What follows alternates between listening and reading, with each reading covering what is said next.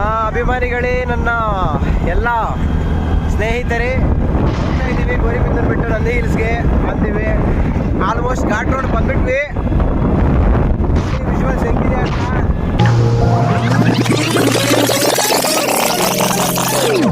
ನದಿಯೇ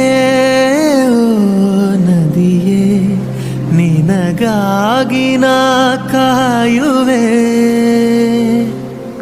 ದಿನವೂ ನೀ ಬರುವ ಆ ದಾರಿಯ ಕಾಣುವೆ.